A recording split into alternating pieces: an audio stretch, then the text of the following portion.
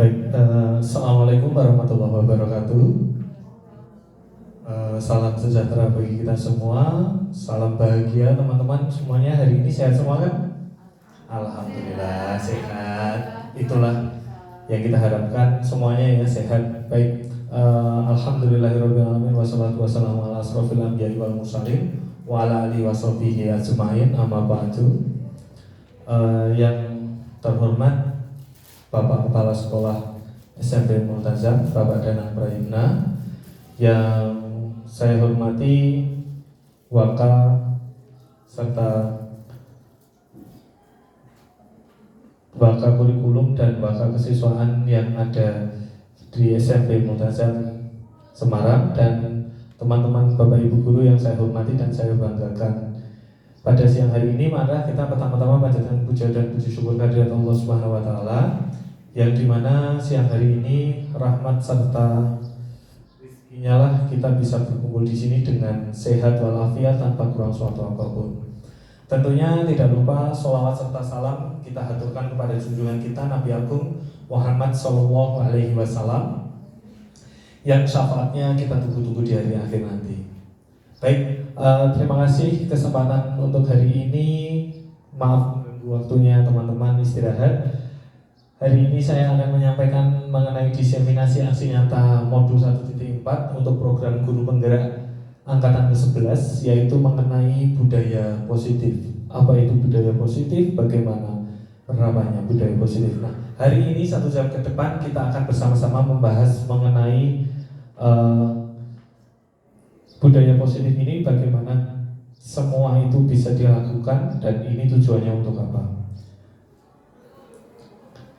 Baik, selanjutnya perkenalkan saya selaku calon guru penggerak Wahyendra Wuryanta SPD, tentunya semuanya sudah kenal, dan saya harap tahun depan banyak teman-teman yang akan ikut selanjutnya di guru penggerak dan semuanya akan bergerak dan menggerakkan. Luar biasa, yang penting semuanya untuk siswa kita. Dan fasilitator saya adalah Ibu Yeni Nurfatia SPD, beliau dari Jakarta, dan pengajar praktik saya Ibu Haja Rizkyani, seorang kepala sekolah di SD Mangkang sana. Baik, untuk hari ini sebelum saya masuk ke materi, kita bisa melihat beberapa tayangan.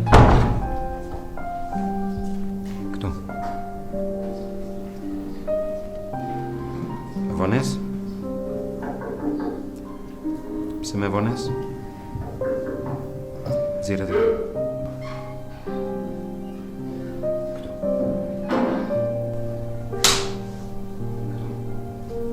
Şuradan. Ela moça parceria de mim. Que é de ser.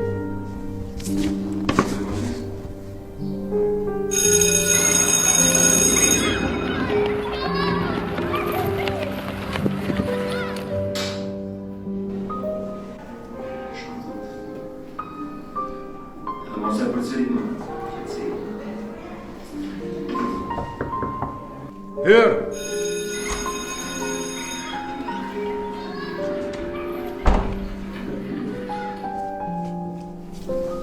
Praat met Vanessa.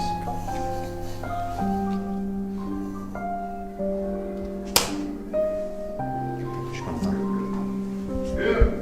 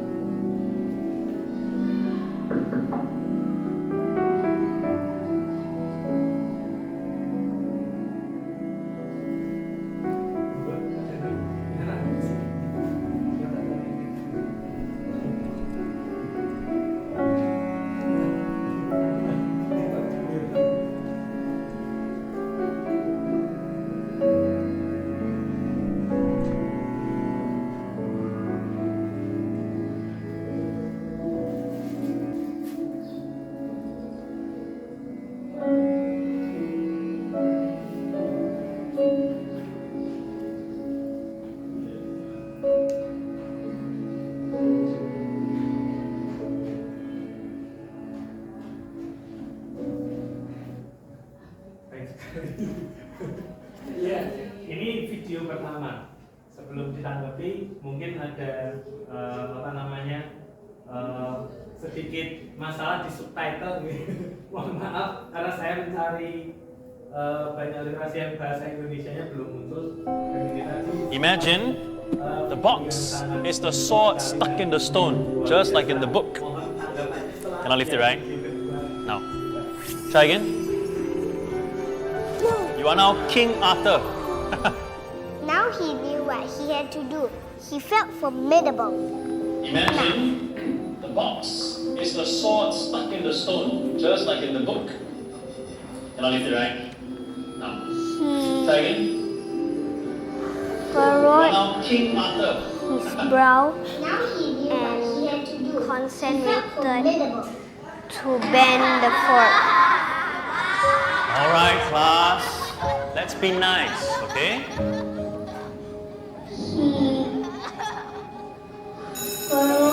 Here I have a fork, and I'm going to do some magic with it. Who wants to be my volunteer? Me! Aman, come. I'm going to place this fork into this empty bag over here. Right? Aman. I want you to focus your mind on the fork inside there and bend it. Go. Here I have a fork, and I'm going to do some magic with it. Who wants to be my volunteer? Have a look. Aman, come. I'm going to place this fork into this empty bag over here. Right? You see what we can achieve when we put our minds to it? You can keep it.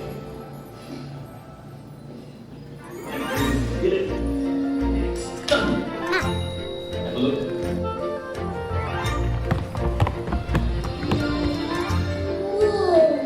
See what we can achieve when we put our minds to it? This will help you. You can keep it.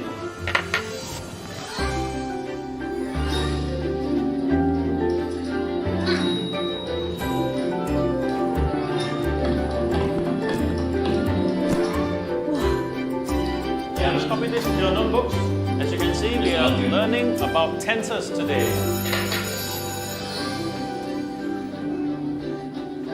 Oh no! Mr. Wan! Can you do the magic again? Please? Please copy this in your notebooks. As you can see, we are learning about tenses. It wasn't me, Aman. It was all you.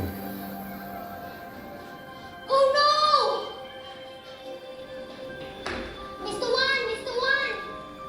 Can you do the magic again? Please? It wasn't me, Aman. It was all you.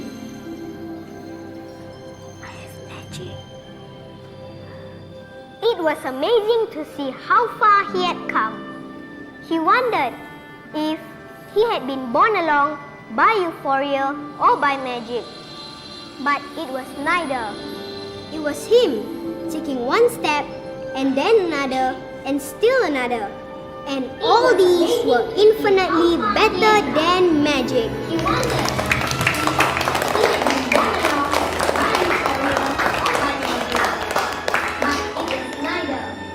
It was him taking one step and then another and still another. And all these were infinitely better than magic.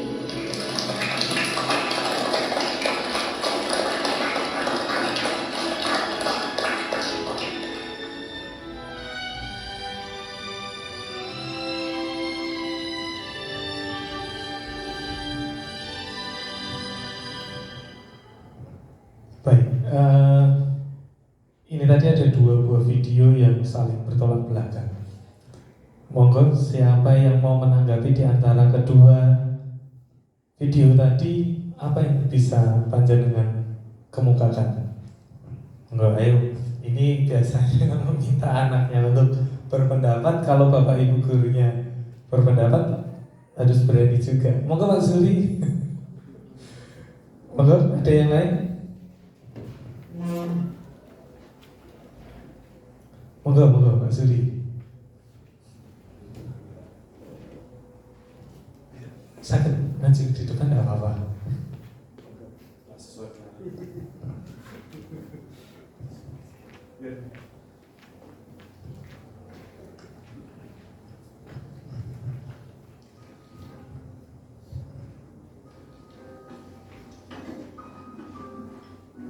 Terima kasih atas waktunya Bapak calon guru pemberian Bapak Wahyu Kurniata SPD.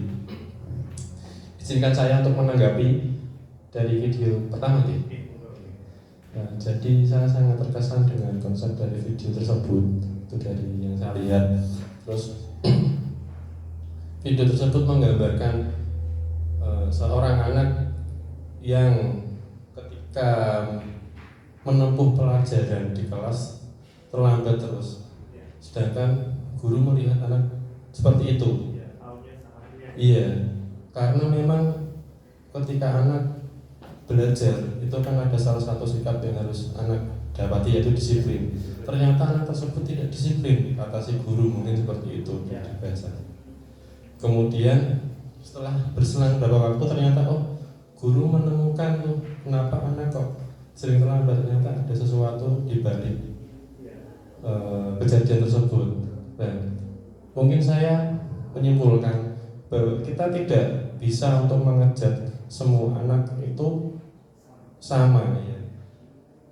Adapun ketika mereka melakukan sebuah kesalahan, pasti ada sebab mereka melakukan itu. Jadi alangkah baiknya ketika sebelum kita mendisiplinkan atau mengejat atau menetapkan bahwa anak itu salah, kita meneliti atau menelaah dulu kenapa anak tersebut melakukan hal itu.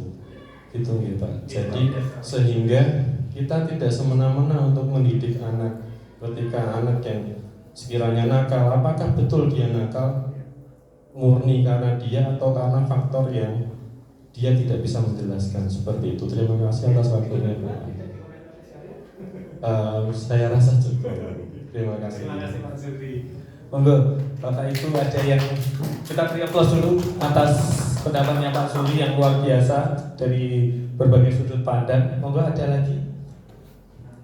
Ibu-ibu, monggo menanggapi video yang pertama dan yang kedua, monggo. Jadi yang video pertama ini cukup menguras emosi. Gitu. Tadi sejujurnya saya sempat nangis waktu lihat pertama kali video ini. Ternyata bisa seperti itu. Monggo, ada yang mau disampaikan? Bu Novi mungkin? Monggo.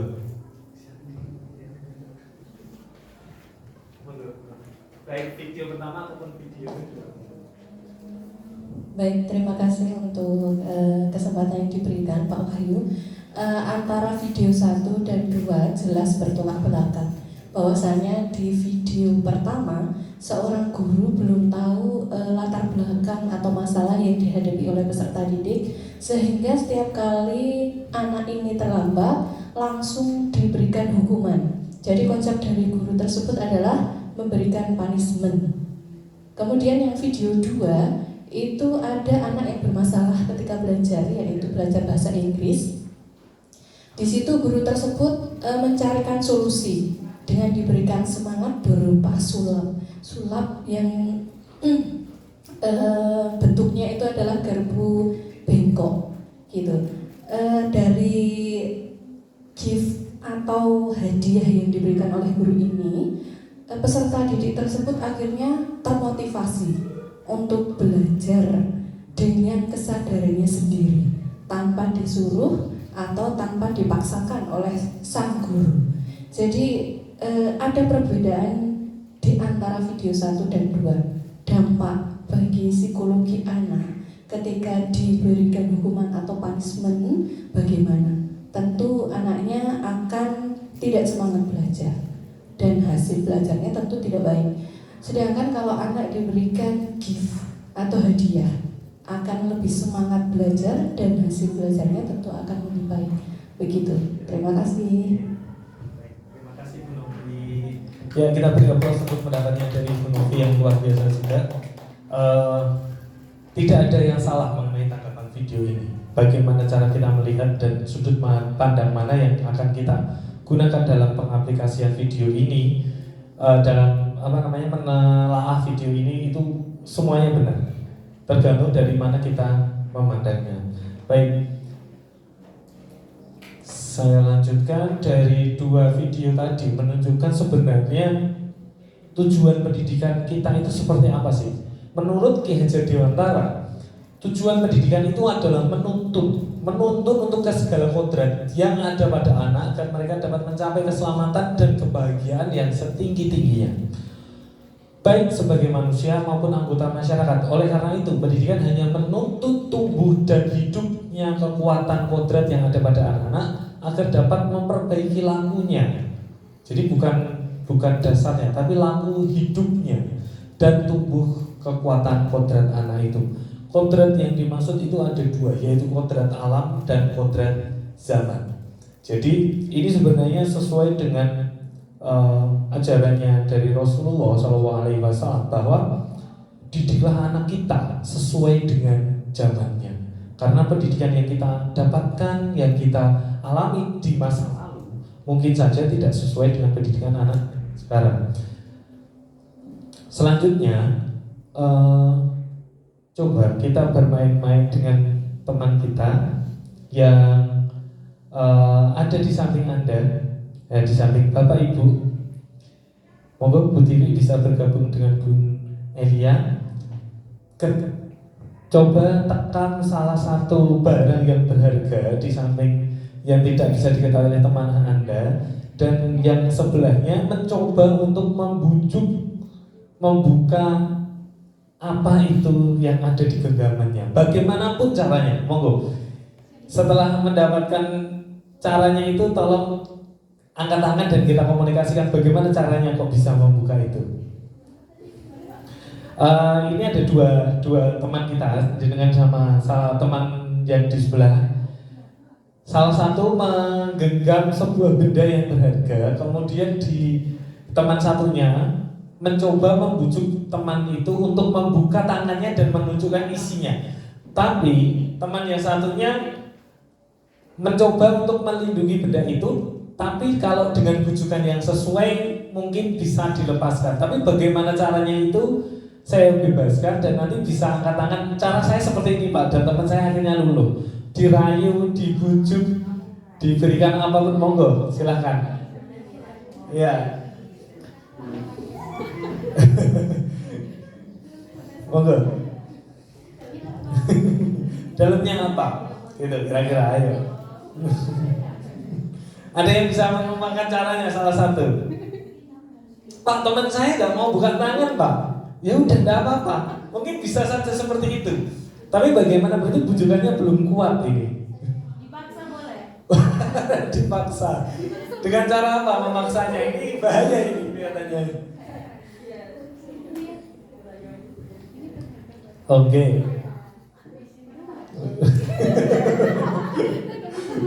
Oh iya, saya nggak akan lihat. Baik. Mungkin ini dengan pertanyaan ini, alasanmu mengepalkan tangan itu apa? Terus dan teman Anda biar mengemukakan. Kalau tidak mau membuka, alasannya kenapa? Coba ditebak. Ada yang berhasil? Ada yang berhasil? Oh, Bu Novi. Oh, langsung dibuka. Wah, ini langsung luluh ini. Kenapa? Misita kenapa? Ini kenapa kok alasannya langsung dibuka? Karena meminta dengan baik-baik, dengan sopan, santun, nada yang baik, sehingga kita bisa luluh. Oh, dengan bujukan yang begitu lembut dan menyentuh ya intinya ya. Oke. Ada lagi yang bisa? Bu Neva dan Bu Elia gimana? Belum? Oh, belum. Ini temannya bujukannya cukup, rayuannya harus maut ini berarti. Baik.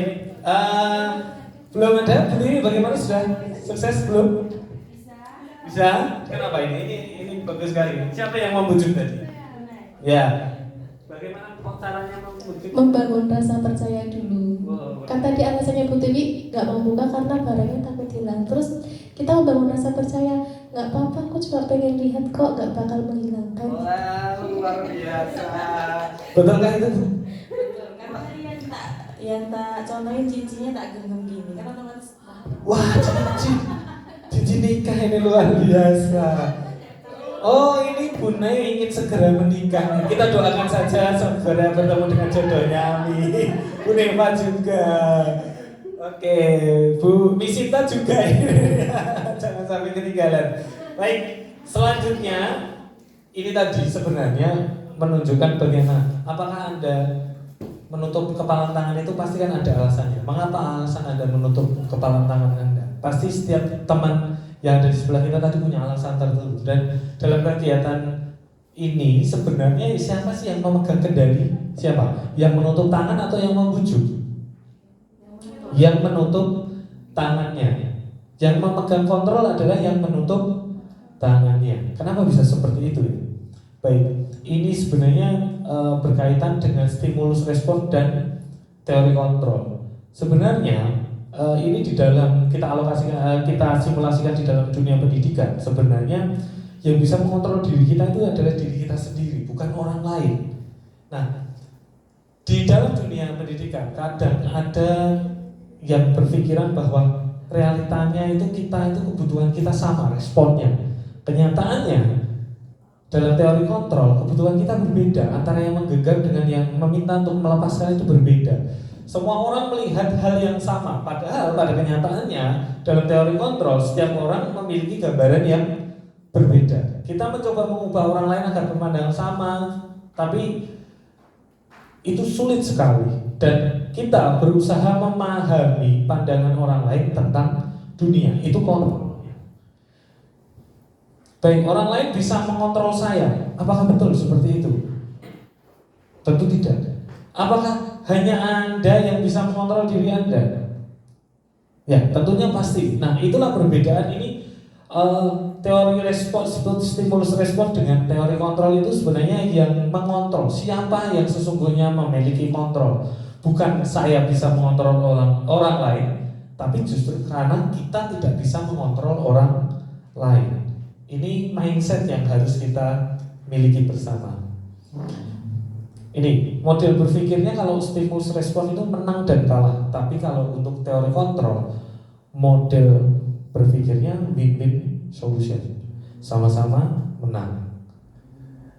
Next, hari ini dalam modul 1.4 yang kami dapatkan di pendidikan guru penggerak, sebenarnya teori kontrol dari Dr. William Glasser itu ini antara lain, yang pertama, Anda tidak bisa mengontrol orang lain dan hanya Anda sendiri yang bisa mengontrol diri Anda. Nah, ini makna disiplin belajar kontrol diri dengan menggali potensi kita agar mencapai tujuan mulia, yaitu sesuai dengan seseorang yang kita inginkan berdasarkan nilai-nilai yang kita hargai. Itulah yang akan kita lakukan kepada anak didik kita. Terus semua perilaku memiliki tujuan motivasinya, yaitu teori motivasi itu ada 3, yaitu menghindari hukuman, untuk mendapatkan imbalan, dan untuk menghargai diri sendiri. Nah, 2 yang awal ini motivasi ekstrinsik atau dari luar. Sedangkan yang di bawah ini yang menghargai diri sendiri itu motivasi intrinsik, motivasi yang muncul dari diri kita, dari diri kita sendiri. Dan ini nilai-nilai yang akan kita terapkan, nilai-nilai kebajikan universal, dan intinya kita akan membuat dan terapkan ini di dalam kelas, yaitu membuat keyakinan kelas. Nilai-nilai apa saja yang akan kita sepakati di dalam kelas bersama dengan murid kita. Model berpikir menang dan kalah. Nah, ini tadi di stimulus kontrol, sedangkan di stimulus respons. Sedangkan kalau di teori kontrol itu win-win solution, mengutamakan kolaboratif dan konsensus, menciptakan pilihan-pilihan baru, choice-nya yang diperbanyak. Posisi kontrol itu ada 5: penghukum, pembuat terasa bersalah, teman, pemantau, dan manajer. Nah, ini semua itu kita gunakan di sekolah. Mungkin nanti kita bisa bermain-main bagaimana ini kita pakai. Endingnya sebenarnya seorang guru diharapkan untuk menjadi seorang manajer. Dan jika ada terjadi trouble, maka salah satu cara untuk menguraikannya yaitu dengan segitiga restitusi. Nah, realitasnya pada kebutuhan itu kita berbeda-beda. Kita berusaha memahami pandangan orang lain tentang dunia, dan setiap orang memiliki gambaran yang berbeda.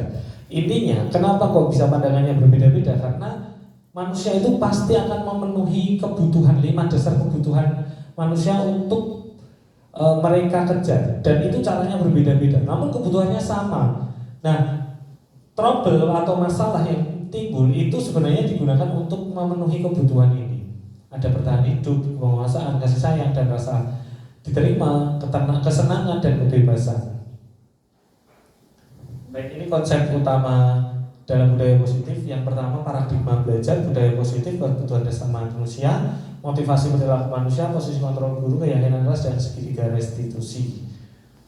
Nah, pembelajaran dengan paradigma baru. Nah, ini yang ingin kita tuju semuanya. Pembelajaran yang dirancang dengan prinsip pembelajaran berdiferensiasi sesuai dengan kebutuhannya anak masing-masing. Karena sesuai dengan awal tadi bahwa ini kebutuhan manusia itu berbeda-beda, bukannya sama ya. Dan endingnya, muaranya kita ingin menghadirkan karakter di dalam diri siswa, yaitu profil pelajar Pancasila. Ada yang masih ingat profil pelajar Pancasila? Ada apa saja? Ini? Ya, ini guru SD pasti suka ini kalau ngajar. Ini mungkin patut kita tiru dari guru SD ya. Nyanyinya gimana? Kita belajar Pancasila, beriman dan bertakwa pada Tuhan Yang Esa, dan berakhlak mulia, berkebinekaan global, gotong royong mandiri, kreatif dan bernalar kritis. Kemarin saya diajari seperti itu Ibu oleh guru SD ya, yang tinggalnya bersama dengan saya di rumah kebetulan itu. Jadi tidak serta-merta kita mengajar di kelas yang lebih tinggi ilmunya pasti tinggi, tidak, belum tentu. Kita bahkan belajar dari guru sekolah dasar yang memiliki berbagai dinamika dalam mengajar anak-anak yang lebih kompleks. Selanjutnya, budaya positif itu apa? Yang ada di sekolah, nilai dan kebijakan sekolah yang berpihak pada murid agar mereka dapat berkembang menjadi pribadi yang kritis, penuh hormat dan bertanggung jawab sesuai profil pelajar Pancasila. Disiplin positif apa makna dari disiplin? Nah, di sini disiplin itu sebenarnya berasal dari kata bahasa Latin yaitu disiplina yang artinya belajar. Cuman di sini disiplin di Indonesia itu mulai bergeser artinya. Ya, disiplin itu membuat orang menggali potensi menuju sebuah tujuan apa yang dia hargai. Bukan kalau makna disiplin yang ada di tempat kita bagaimana? Disiplin itu ya harus menaati peraturan. Ya kan? Di Indonesia bergesernya nilai kata disiplin itu sangat melenceng sekali dari arti sebenarnya. Dan ini budaya kita itu sudah terlanjur mengakar. Makanya kita akan mengubah paradigma itu tadi, mengubah sudut pandang itu tadi, ya. Yang awalnya menjadi dari kepatuhan, kecenderungan umum menghubungkan kata disiplin dengan ketidaknyamanan, bukan tentang apa yang kita hargai dan kita mau capai untuk tujuan bersama, yaitu tujuan yang mulia. Nah, disiplin di sini adalah kemampuan memerintah diri sendiri. Ini sesuai dengan filosofi Ki Hajar Dewantara, yaitu merdeka itu tidak diperintah, bebas. Ternyata merdeka itu adalah merdeka bisa menghargai dirinya, bisa memerintah dirinya, ya, menguasai dirinya, mengontrol dirinya dengan memilih tindakan yang mengacu pada nilai-nilai yang kita hargai bersama dengan penuh tanggung jawab dan kesadaran karena tanpa diperintah orang lain. Nilai-nilai yang kita hargai adalah nilai-nilai kebajikan yang merupakan tujuan mulia yang ingin dicapai, yaitu nilai pada profil pelajar Pancasila. Selanjutnya, kebutuhan dasar manusia, ya, di depan sudah saya kemukakan sebagai mukadimah. Sekarang kebutuhan dasar manusia yang ingin kita dapatkan itu apa saja sih? Seluruh tindakan yang ada pada diri kita, pada dasarnya muaranya untuk mencapai tujuan, untuk memenuhi kebutuhan dasar manusia. Nah, ini kebutuhan dasar manusia ada 5. Yang pertama bertahan hidup, yaitu makan, minum yang kita lakukan tiap hari, tempat tinggal, itu kebutuhannya kebutuhan hidup. Kasih sayang, kebebasan, kesenangan dan penguasaan. Ini nanti bisa kita aplikasikan untuk mendeteksi bagaimana seseorang itu melakukan perbuatan untuk mencapai kebutuhan yang mana. Nah, ini kebetulan ada kasus, kita bisa diskusi. Monggo, dari kasus ini menurut Anda kira-kira apa alasan Doni melakukan hal itu? Monggo, saya dibaca terlebih dahulu. Ibu Ambar, guru wali kelas 2A di SD Pelita Hati, sedang bingung menghadapi ulah salah satu murid di kelasnya. Doni beberapa anak di kelas 2A telah datang padanya dan mengeluhkan Doni yang seringkali meminta bekal makan siang mereka dengan paksa. Menurut Bapak Ibu, mana kebutuhan dasar yang ingin dicapai Doni sehingga Doni itu melakukan hal itu? Alasannya kenapa? Apakah ada kebutuhan dasar Doni yang belum tercukupi? Kira-kira apa? Monggo, ada yang ingin berpendapat?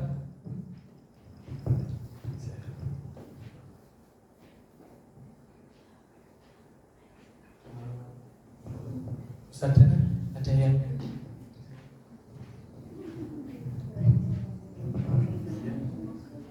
Bu Naili? Menurut saya, alasan Doni melakukan hal itu berdasarkan 5 kebutuhan dasar manusia yang harus dicapai itu adalah bertahan hidup, Pak. Karena kan makan itu adalah kebutuhan. Ya mungkin Doni itu belum sarapan dan dia sangat lapar sehingga mungkin kalau meminta dengan baik-baik temannya kurang berkenan dan akhirnya dengan terpaksa meminta bekal makan siang teman-temannya dengan paksa juga. Oh ya, baik. Terima kasih Bu Naili. Ada yang lain? Ada yang mau menambahkan? Ada yang berbeda atau mau ingin menambahkan? Monggo. Ini ada kata-kata seringkali. Gitu. Beberapa anak. Ada sudut pandang yang berbeda lainnya? Oke, kita lihat saja. Mari kita ulas bersama-sama. Tadi Bu Naili mengatakan bahwa kebutuhan survivalnya yang belum terpenuhi. Betul, itu sangat betul. Sehingga dia lapar dan orang tuanya tidak membawakannya bekal makan siang. Lalu kebutuhan untuk diterimanya apakah ada? Oh, ternyata dia merasa senang ketika dia diperhatikan. Dengan cara apa? Memaksa, meminta itu tadi. Ketika temannya melaporkan kepada gurunya, setelah dipaksa temannya pasti akan lapor. Nah, dan kemudian gurunya memberitahu orang tuanya sehingga orang tuanya jadi memperhatikan dia. Endingnya ternyata seperti itu. Terus selanjutnya kebutuhan penguasaan. Dia merasa hebat karena temannya jadi takut. Ya, ternyata ada unsur pemaksaan tadi. Ya, oh ini ada banyak sekali kebutuhan hidup yang belum tercukupi. Selanjutnya kebebasan. Dia merasa bosan dengan bekal makanan yang itu saja. Pak, tadi gak ada informasi tentang itu. Iya, karena kalau dari studi kasus yang dikemukakan lewat soal itu banyak sekali sudut pandang dan banyak sekali informasi pendukung yang mungkin bisa saja terjadi. Seperti ini, ibunya membawakan bekalnya selalu sama, telur ceplok mata sapi terus setiap hari. Mungkin dia bosan. Terus kesenangan, iseng aja kalau dia menikmati ekspresi wajah temannya yang ketakutan, yang kesal karena diambil makanannya, dia seolah-olah hanya ingin menggoda karena ekspresi temannya lucu. Baik, untuk seperti itu tadi sebenarnya motivasinya Doni itu bisa dibagi menjadi 2. Motivasi manusia untuk melakukan sebuah tindakan itu ada 2. Yang pertama menghindari ketidaknyamanan atau hukuman. Yang kedua mendapat imbalan atau penghargaan diri. Yang poin yang kedua yaitu motivasi intrinsik, yaitu menjadi orang yang mereka inginkan dan menghargai diri sendiri dengan nilai-nilai yang mereka percaya. Doni mungkin ada di salah satu motivasi ekstrinsik ini. Ya, kalau untuk yang pertama jelas tidak mungkin karena dia ingin mendapatkan perhatian. Ternyata mendapatkan imbalan dan penghargaan dari orang lain. This is me, inilah saya. Nah, motivasi perilaku manusia itu sebenarnya ada 3. Yang pertama mengenai hukuman, konsekuensi, dan restitusi. Tidak terencana, tiba-tiba kalau sifatnya hukuman. Murid tidak tahu apa-apa, ya, yang akan terjadi dan tidak dilibatkan, bersifat satu arah dan memberikan hukuman fisik dan psikis. Terencana, disepakati sesuai. Kalau konsekuensi itu terencana, disepakati sesuai peraturan. Murid tetap dibuat tidak nyaman dan sikap guru selalu memonitor murid. Dan yang ketiga, restitusi, yaitu proses menciptakan kondisi bagi murid untuk memperbaiki kesalahannya dan proses kolaboratif yang mengajarkan murid untuk mencari solusinya sendiri. Nah, di sini ada beberapa konsekuensi dan hukuman. Mari kita lihat kasusnya, mana yang termasuk konsekuensi, mana yang termasuk hukuman. Monggo. Yang pertama, kita bahas bareng-bareng langsung mawon. Monggo, yang pertama apa? Hukuman. Pusat karena tidak mengerjakan PR. Terus yang kedua, membersihkan coretan yang dibuat di meja tulis. Hukuman atau konsekuensi? Konsekuensi. Terus yang selanjutnya, lari mengelilingi halaman sekolah 2 kali karena terlambat datang sekolah. Hukuman. Menggantikan kertas tugas temannya yang ia coret-coret. Konsekuensi. Terus yang berdiri di depan kelas sambil mengangkat satu kaki karena tidak memakai atribut lengkap saat upacara. Ini biasanya kesiswaan ini. Ya, tapi alhamdulillah kesiswaan yang multazam belum pernah. Coba ya kita cek bersama-sama. Apakah betul? Oh iya. Bedanya konsekuensi dengan hukuman itu apa? Itu sudah terlihat jelas. Sebenarnya konsekuensi itu masih relate. Contohnya, guru olahraga, ada siswa yang datang terlambat, tapi dia tidak mengikuti pemanasan. Lalu dia diberikan pilihan untuk lari keliling lapangan 2 kali atau push up atau kegiatan yang lain. Itu termasuk konsekuensi atau hukuman, Bapak Ibu? Konsekuensi, kenapa? Nah, masih relate. Berarti larinya itu digunakan sebagai pemanasan, pengganti pemanasan, gitu. Nah, itulah relate-nya, hubungannya antara kegiatan yang dilakukan dengan tujuan pembelajarannya. Baik, yang selanjutnya teori kontrol dari Dr. William Glasser, yaitu choice theory, meluruskan beberapa miskonsepsi tentang makna kontrol. Yang pertama, guru itu mengontrol murid, itu ilusi. Yang kedua, ilusi datang pengetahuan efektif dan bermanfaat. Ilusi yang ketiga, bahwa kritik yang membuat orang merasa bersalah dapat menguatkan karakter. Tiga, yang keempat, ilusi bahwa orang dewasa memiliki hak untuk memaksa. Ini 4 teori kontrol yang dikemukakan oleh Dr. William Glasser. Nah, ini 5 posisi kontrol guru. Mana yang kira-kira nanti akan kita pilih? Penghukumkah, pembuat rasa bersalah, teman, atau pemantau, sedangkan atau yang manajer. Kalau untuk menghukum bagaimana? Saya kecewa sekali dengan kamu. Apakah ini menghukum atau membuat rasa bersalah atau memantau? Pembuat rasa bersalah. Apalagi orang ngomongnya lirih. Saya kecewa sekali dengan kamu. Wah, anaknya langsung dong. Tapi kalau ngomongnya dengan apa kecewa sekali dengan kamu, itu akan posisi kontrolnya akan berbeda, Bapak Ibu. Karena dengan nada tinggi dan mentah. Selanjutnya, kamu tidak pernah benar melakukannya. Dengan ini posisi kontrol apa?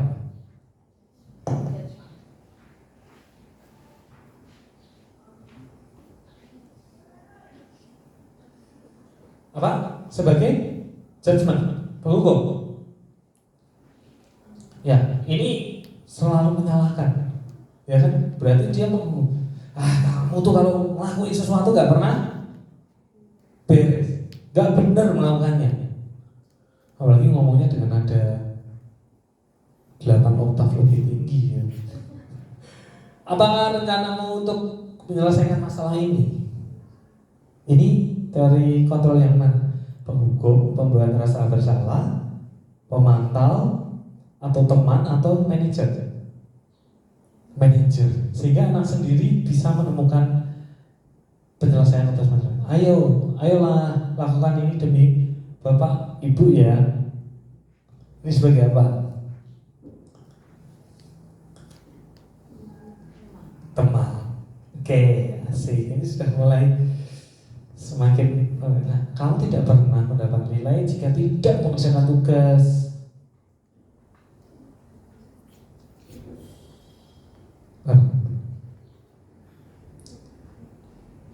Hah? Oh, tadi apa aja? Penghukum, pembuat rasa bersalah, teman, pemantau, dan manajer. Teman, pemantau, atau dua-duanya juga tidak apa-apa, bisa, boleh. Ini sebagai,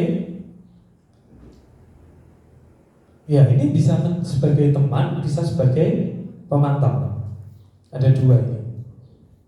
Mengapa keyakinan kelas? Nah, setelah teori kontrol kita akan masuk ke keyakinan kelas. Nah, pertanyaannya mengapa keyakinan kelas? Mengapa bukan peraturan kelas? Ini berkaitan dengan motivasi yang tadi. Motivasi intrinsik lah yang kita ingin capai. Apakah dengan semua ini budaya positif ini berarti anak-anak nggak perlu menghormati kita, nggak perlu ada peraturan? Itu miskonsepsinya. Tetap harus ada peraturan, dan peraturan itu kita ubah dengan kata-kata positif. Nah, keyakinan kelas merupakan nilai kebajikan atau prinsip universal yang disepakati bersama secara universal, lepas dari perbedaan agama, suku, negara, bahasa. Itu menurut Gosen tahun 1998. Suatu keyakinan akan lebih memotivasi seseorang dari dalam. Seseorang akan lebih bersemangat dan menjalankan keyakinannya daripada hanya sekadar mengikuti peraturan semata. Jadi dari yang terpaksa takut mendapatkan hukuman, hanya ingin mendapat penghargaan guru, menjadi menjalankan keyakinan, lebih bersemangat. Nah, ini perbedaan antara peraturan dengan keyakinan kelas. Mungkin nanti bisa diterapkan di dalam kelas kita bersama teman-teman. Ini kemarin ada peraturan, mungkin dilarang mengganggu teman atau berkata-kata kasar. Seperti apa? Ngejek orang tuanya. Nah, ini yang sering terjadi di kelas saya seperti itu. Manggilnya orang tuanya, nama orang tuanya. Nah, ini kita buat berubah keyakinan menjadi keyakinan sekelas, yaitu menghormati orang lain. Selalu kembalikan buku ke tempatnya. Nah, ini kan jatuhnya ke pemerintah. Nilainya apa? Tanggung jawab. Terus hadir di sekolah 15 menit sebelum bel berbunyi. Itu merupakan sebuah komitmen. Nah, ini langkah pembentukan keyakinan kelas. Yang pertama, keyakinan kelas itu bersifat ekstra abstrak daripada peraturan yang lebih rinci. Keyakinan kelas berupaya untuk pernyataan universal. Pernyataan keyakinan kelas dibuat dalam bentuk positif. Jadi tidak boleh kata jangan atau melakukan sesuatu dengan karena perintah. Ini hendaknya tidak terlalu banyak sehingga mudah diingat dan dipahami. Keyakinan kelas sebaiknya sesuatu yang dapat diterapkan di lingkungan tersebut, dalam lingkungan tersebut ya. Jadi keyakinan kelas itu di sekitar kita apa yang bisa diterapkan. Terus semua warga kelas ikut berkontribusi dalam pembuatan keyakinan kelas lewat curah pendapat. Bersedia meninjau kembali keyakinan kelas dari waktu ke waktu. Jadi bisa berubah setiap saat.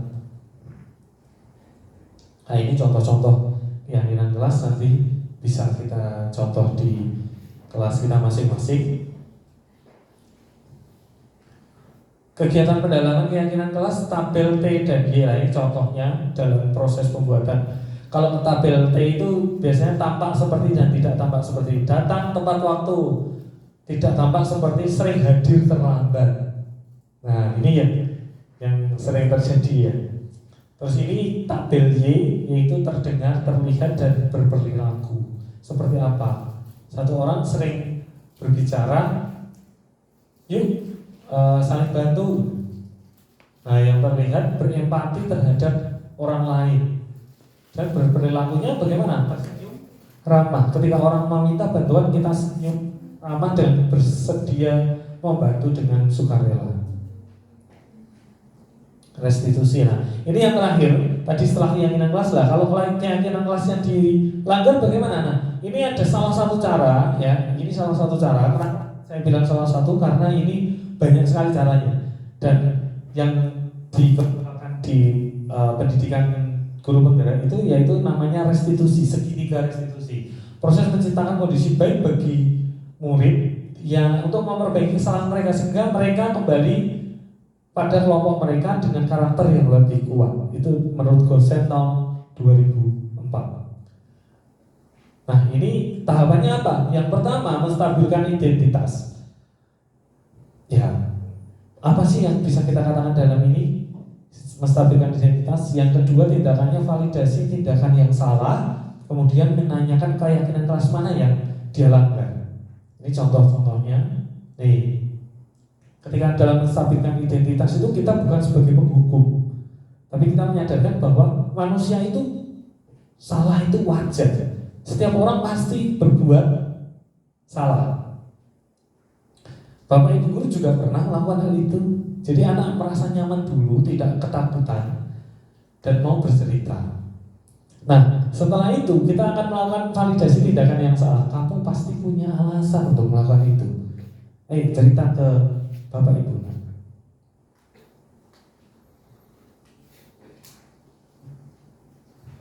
Nah, kamu patut bangga karena dirimu sendiri, ya, kamu telah melindungi sesuatu yang penting buat kamu. Nah, ini menguatkan, menstabilkan validasi tindakan yang salah itu apa yang dia lakukan salah dan dia sendiri yang menentukan.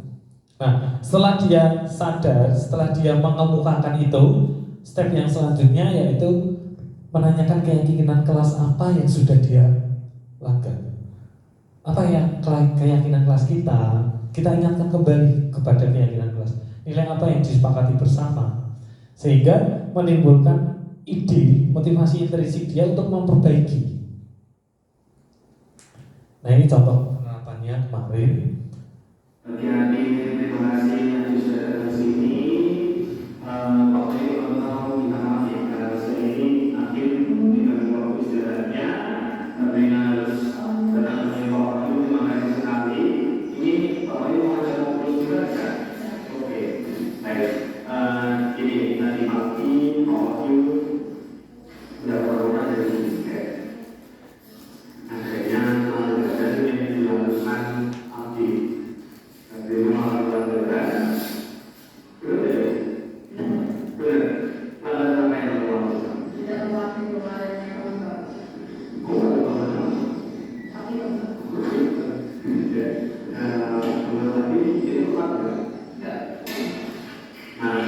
Kalau kita depan, kira-kira kenapa Abdi dipanggil?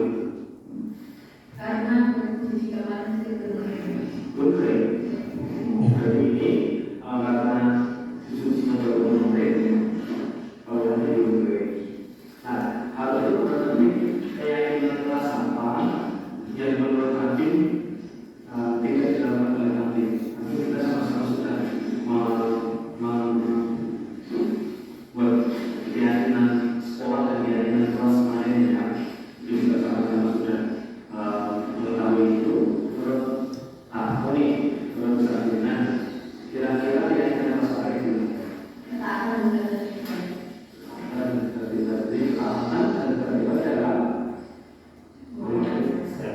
Ini contoh-contohnya yang sudah kami lakukan secara itu terpisah dan ini tanggapan siswanya sendiri.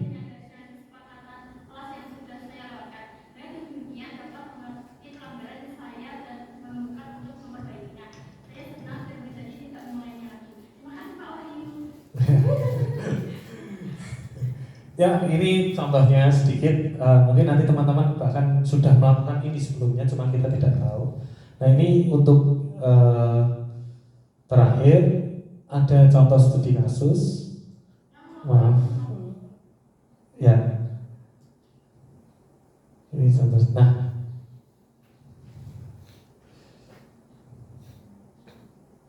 ya, ini ada kasus yang pertama. Jadi ada sebuah kasus yang terjadi di kelas matematika, ya. Lalu ada guru matematika, Bu Santi, sedang sakit, lalu digantikan oleh Bu Eni.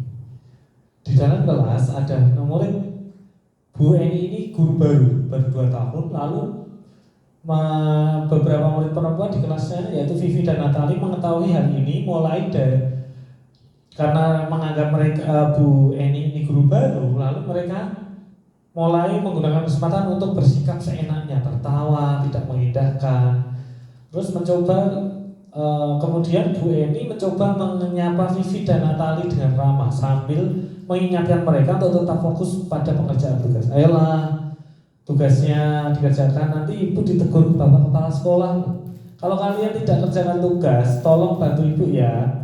Namun Vivi dan Natali malah menjadi tertawa. Ah ibu, santai saja bu. Mereka tetap tidak mengerjakan tugas dan malah mengobrol. Nah, lalu keesokan harinya mereka berdua dipanggil oleh Bu Santi untuk ditanyakan tentang laporan dari Bu Eni. Lalu ditanyakan seperti itu, Natali dan Vivi sempat membela diri, namun akhirnya mengatakan meminta maaf. Ibu Santi menanggapi bahwa tindakannya itu boleh saja dilakukan bila mereka sungguh-sungguh ingin meminta maaf, dan mereka ingin mengatakan akan meminta maaf kepada Bu Eni. Ya itu boleh saja minta maaf. Namun Bu Santi menanyakan kembali apa yang mereka lakukan menggantikan rasa tidak dihormatinya Bu Eni. Ini harusnya Bu Eni.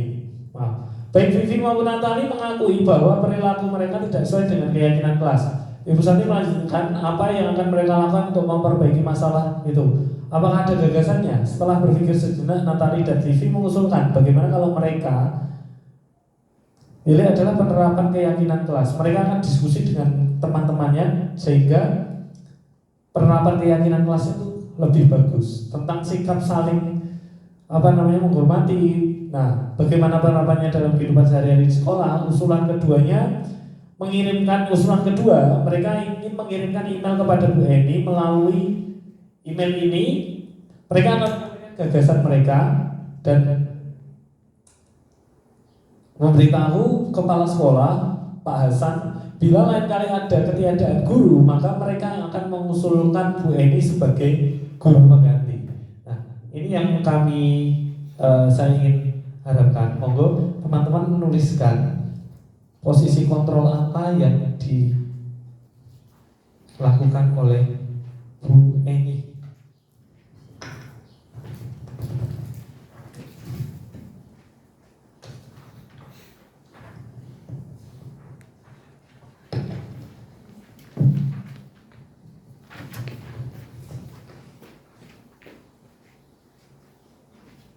Monggo. Ini kita coba analisis bersama. Yang pertama tadi, posisi kontrol apa yang digunakan oleh Bu Eni? Teman, penghukum, pemberi rasa bersalah, pemantau, atau manajer? Kalimat mana yang menunjukkan itu? Monggo silakan ditulis pengamatannya, hasil pengamatannya. Diberi nama juga tidak apa-apa.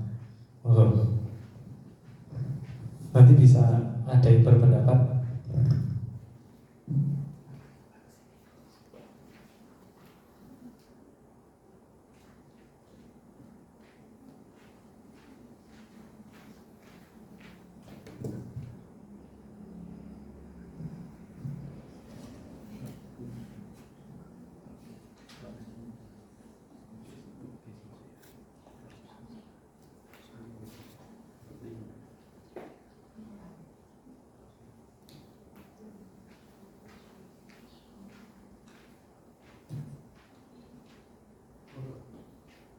Ya, posisi kontrolnya boleh didiskusikan dulu, boleh berdiskusi.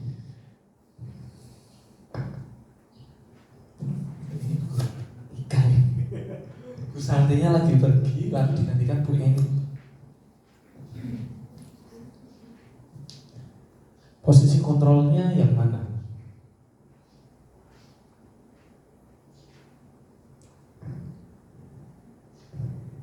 Ini kata kuncinya. Ayolah, tugasnya dikerjakan, nanti ibu ditegur bapak kepala sekolah kalau kalian tidak kerjakan tugas. Tolong bantu ibu ya. Kata-kata seperti itu tuh, kira-kira posisi kontrolnya sebagai apa? Moga ditulis saja, tidak apa-apa. Oke teman, apalagi ada yang lain? Ada yang lain? Ada yang lain? Teman, pemantau, apakah bisa?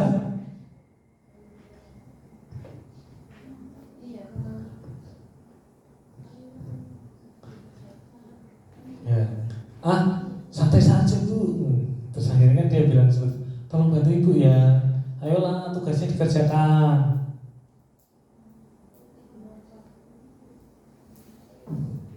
Ya. Oke, pertanyaan pertama, posisi kontrolnya seperti apa? Nah, yang kedua, langkah-langkah segitiga restitusi yang dilakukan oleh Bu Santi apa?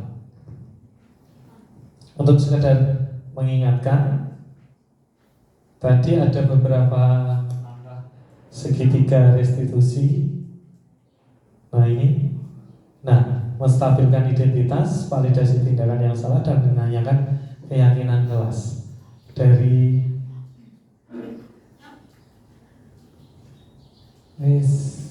ini.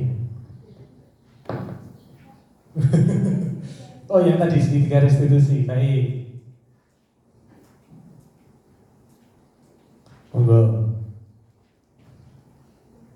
Yang termasuk dalam menstabilkan identitas tadi dipanggil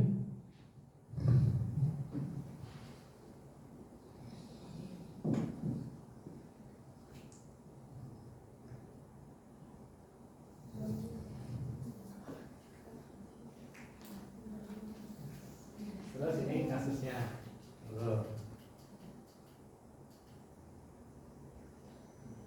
Nah, segitiga restitusi, langkah yang pertama apa? Validasi. Menstabilkan identitas. Menstabilkan identitas yang mana?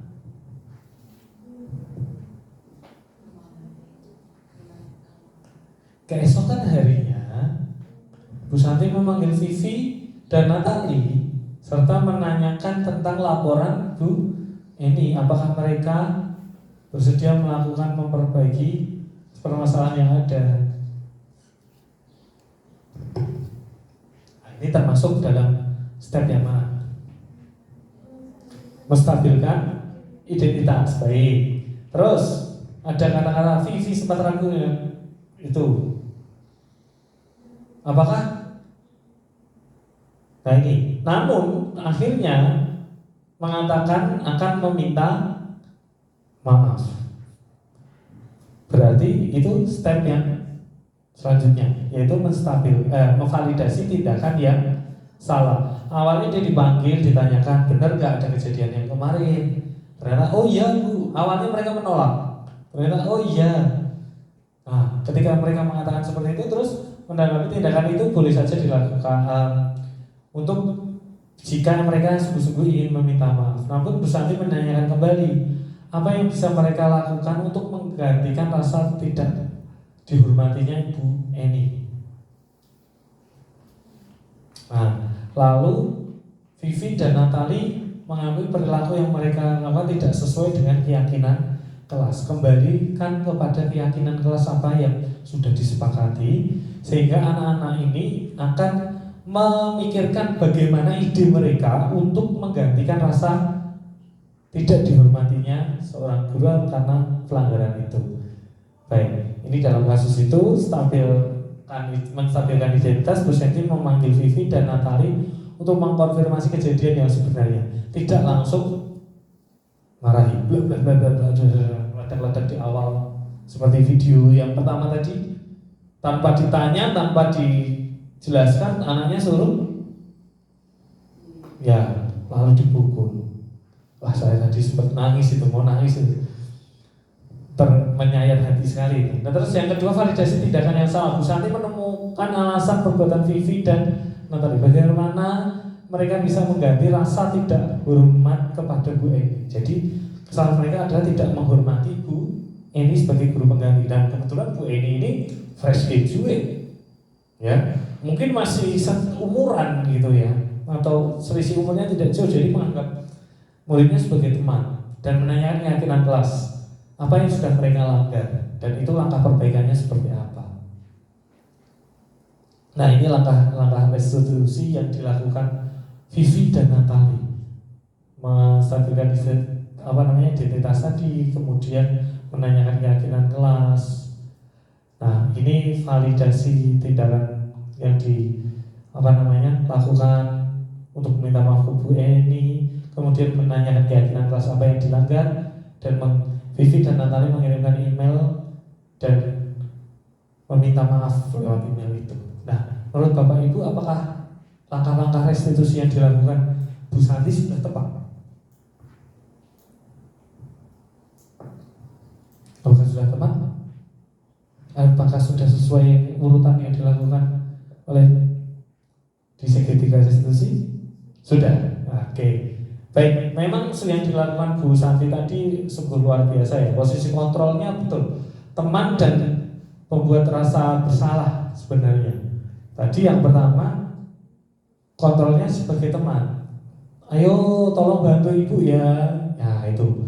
Terus yang ini sebagai rasa bersalah itu ya ini. Nanti ibu ditegur bapak kepala sekolah kalau kalian tidak mengerjakan tugas. Wah iya, kalau aku nggak ngerjain tugas pasti ibu dimarahin. Ibu dimarahin kan, aduh gara-gara saya dong. Gitu. Itu sebenarnya apakah boleh Pak? Teori kontrol ini sebenarnya posisi kontrol yang diharapkan yaitu Bu Eni sebagai manajer. Nah pertanyaannya, apakah setiap kali kita mengajar harus selalu menggunakan manajer? Secara idealnya iya, tapi situasional. Nah, mungkin kita lagi mau wawancara sama siswa, ada masalah untuk mengemukakan masalah, kita nggak mungkin sebagai manajer. Ada kalanya sebagai teman.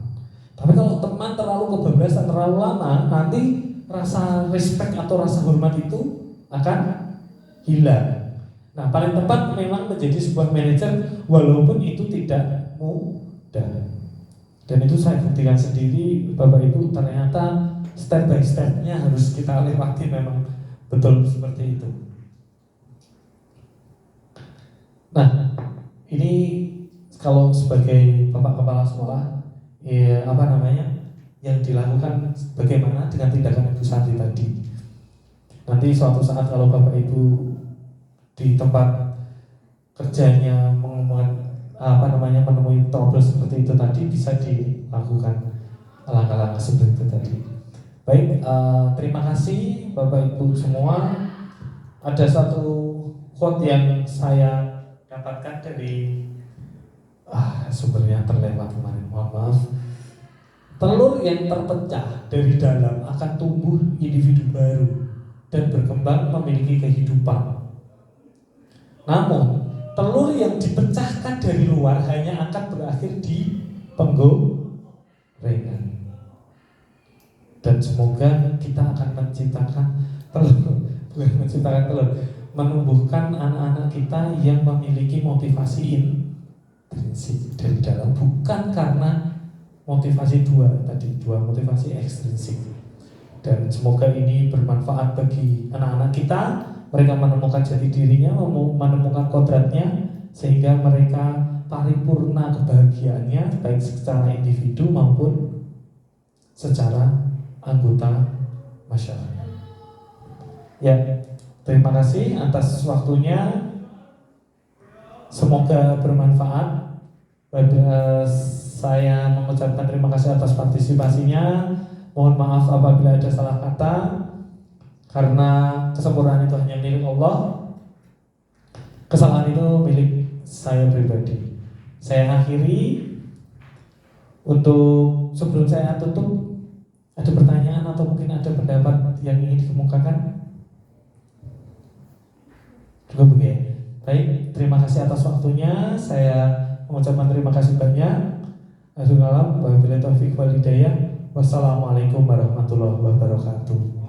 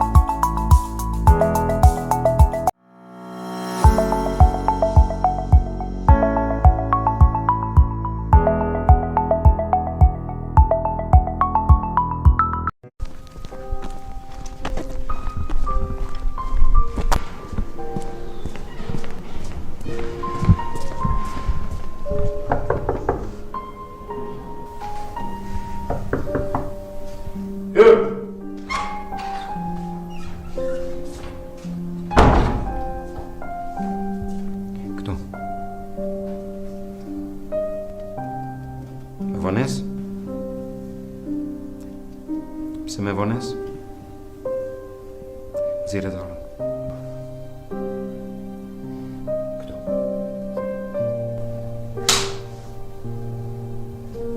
Shkollvand. Edhe mos e përsërit më, qetësi.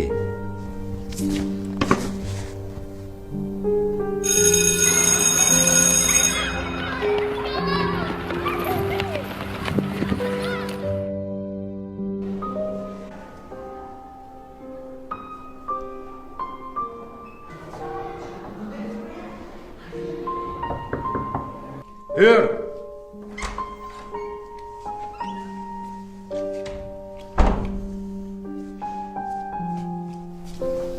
Prapë me vones.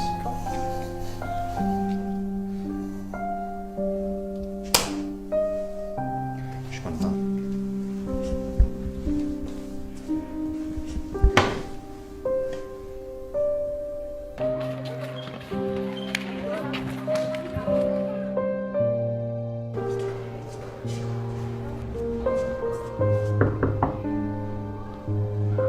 Hyr!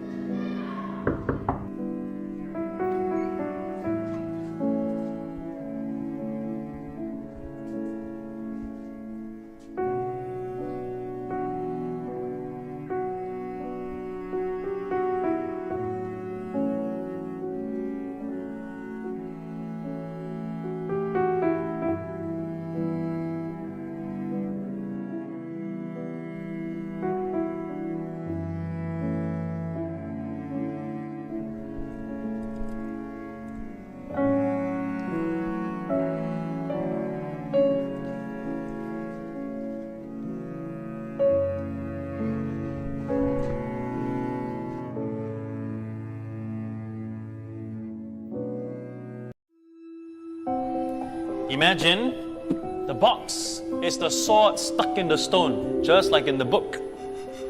Can I lift it right? Now. Try again. You are now King Arthur. Now he knew what he had to do. He felt formidable. Nah.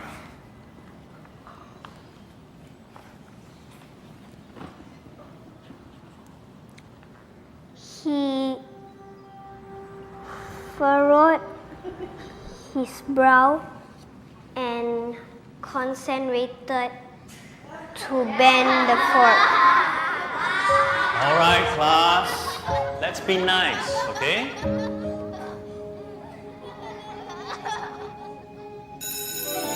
Here I have a fork, and I'm gonna do some magic with it.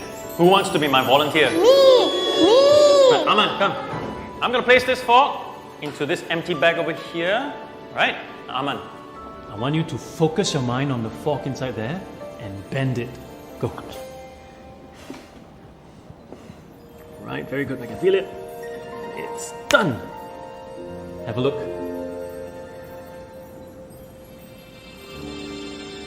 Whoa! You see what we can achieve when we put our minds to it? You can keep it.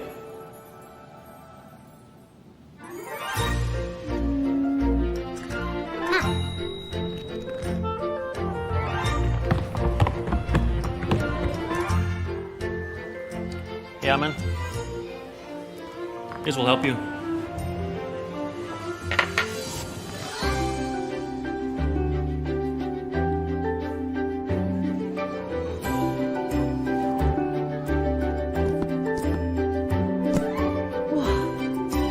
Please copy this into your notebooks.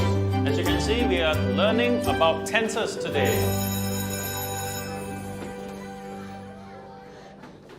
Oh no! Mr. Wan, can you do the magic again, please? It wasn't me, Aman.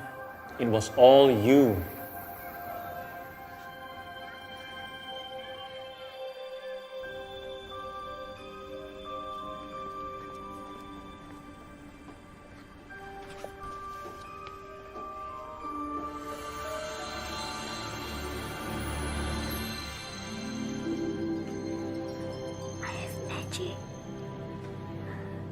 It was amazing to see how far he had come.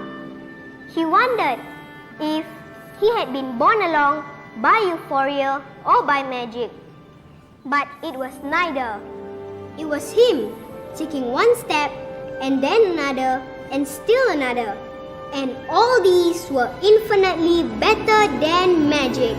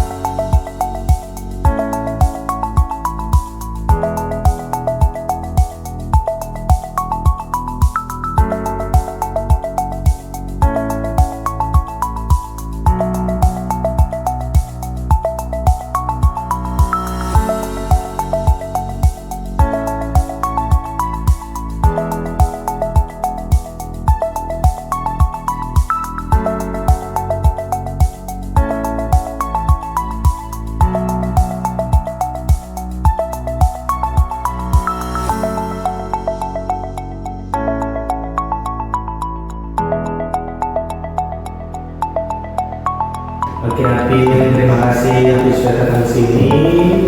Pak Wahyu pertama-tama minta maaf ya, karena siang ini Amin diganggu waktu istirahatnya, tapi harus datang menemui Pak Wahyu. Terima kasih sekali. Ini Pak Wahyu mau ajak ngobrol sebentar bisa? Oke, baik.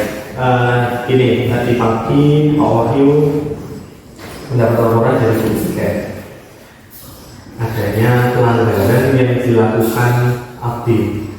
Abdinya melakukan pelanggaran, benar tidak itu? Benar. Pelanggaran apa yang kamu lakukan? Tidak memakai bawaannya perangkap. Kamu pakai bawaan apa? Tapi tempat. Ya, menurut Abdi itu tepat nggak? Enggak. Nah, kalau itu nggak tepat, kira-kira kenapa Abdi melakukan itu? Karena cuci kemarin saja belum kering. Belum kering? Ya. Oh, berarti ini karena dicucinya baru kemarin, bawahannya belum kering.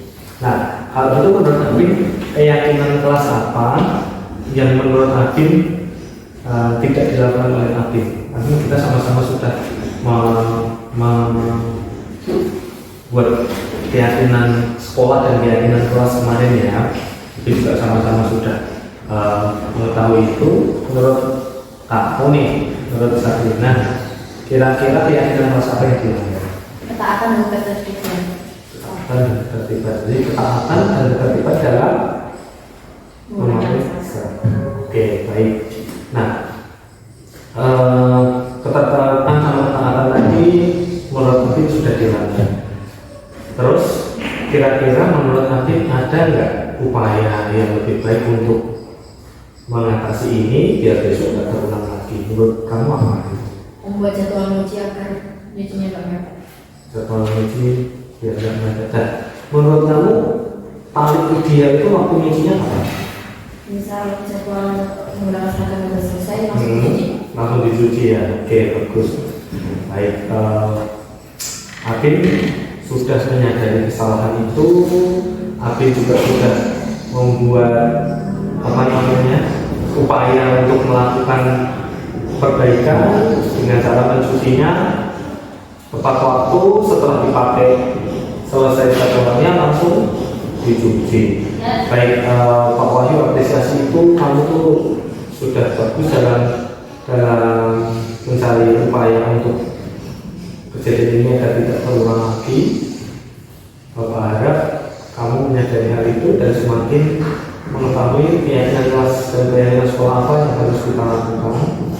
Semoga kemudian hari Abin tidak melakukan kejadian sama. Baik, untuk hari ini Bapak mengucapkan terima kasih. Abin sudah sangat baik dalam merespon tanggung jawab ini, merespon keyakinan apa yang sudah dilanggar. Tapi Pak Wahyu mau tahu satu hal lagi, sedikit saja, kira-kira boleh nggak? Sebenarnya kamu bisa saja nggak masuk kelas, tapi kenapa kamu masih tetap pengen masuk kelas? Padahal kalau kamu izin, kamu tidak dicatat sebagai pelanggaran. Kenapa ya? Karena hari ini ada ujian. Ada ujian apa? Bahasa Inggris. Oh, bahasa Inggris. Ulangan hari ya? Iya. Oh, baik. Apresiasi itu, Abin juga sudah menyadari kesalahannya, sudah membuat rencana pelaksanaannya. Nah, kira-kira kapan itu mau dilakukan? Tadi mau mencuci setelah seragam itu selesai dipakai. Kira-kira mau diterapkan kapan? Setelah ini. Besok masih dipakai? Oh, berarti mulai besok. Ya, oke. Baik, terima kasih Abin. Abin sudah baik sekali hari ini. Setiap manusia bisa melakukan kesalahan, tapi bagaimana kita belajar dari kesalahan itu dan memperbaikinya. Luar biasa, Bapak apresiasi itu. Terima kasih.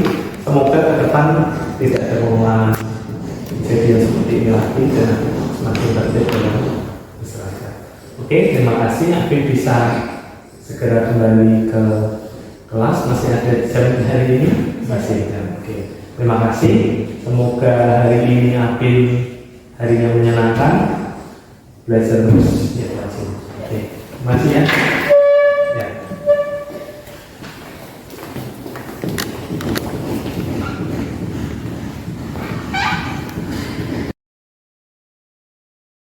ngobrol bersama Pak Wahyu dan tahapan segitiga restitusi yang sudah dijalani, saya menyadari dengan kesepakatan kelas yang sudah saya lewatkan. Dengan demikian dapat mengerti pelanggaran saya dan menemukan untuk memperbaikinya.